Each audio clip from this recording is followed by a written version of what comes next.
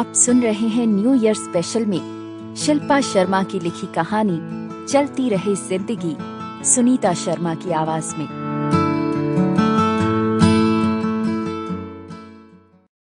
Myra drawing room से सटी खिड़की से लगकर खड़ी थी। उसकी आंखों से लगातार आंसू झर रहे थे। गहरे हरे रंग के प्रिंटेड प्लाजो पर उसने पिस्ता रंग का लंबा कुर्ता पहना था। खिड़की से आ रही हवा से उसके बाल चेहरे पर बिखर गए थे। बस कुछ ही देर पहले फिर से मॉम की और उसकी कहा सुनी हुई थी। वो नहीं समझ पा रही थी कि मॉम पापा पुराने दिनों और दूसरे लोगों का बोझ उठा क्यों जीना चाहते हैं। ड्राइंग रूम से सटे किचन में खटपट की आवाजें आ रही थीं।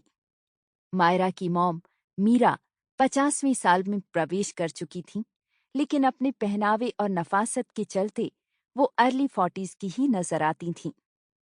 किचन में रात का खाना बनाने के साथ साथ वो मायरा के लिए कॉफी भी बना रही थी। वो जानती थीं कि मायरा का मन उदास है।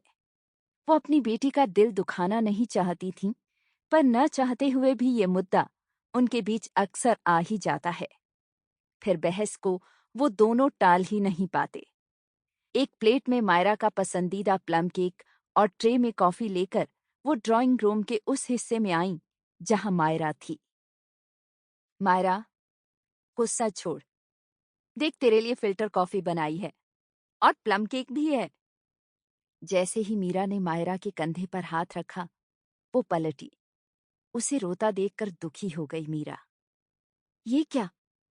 तू रो रही है? ये क्या बचपना है मायरा? मॉम, ये बचपना नहीं है। मैं कितनी बार बता चुकी हूं कि अरुण मुझे सचमुच प्यार करता है। फिर वही बात, हमने कह दिया ना कि हम अपनी कास्ट में ही तुम्हारी शादी करेंगे। देख चुकी हूं अपनी कास्ट वालों को, किस तरह हमारे टफ टाइम में हमें अकेला छोड़ भाग खड़े हुए। फिर भी कास्ट की रट छोड़ते नहीं आप और पापा। अब इस टॉपिक को छोड़, कॉफी पी ले। पेरेंट्स अपने एक्सपीरियंस के हिसाब से ही तो अपने बच्चों को गाइड करते हैं। मायरा ने कॉफी का कप उठा लिया।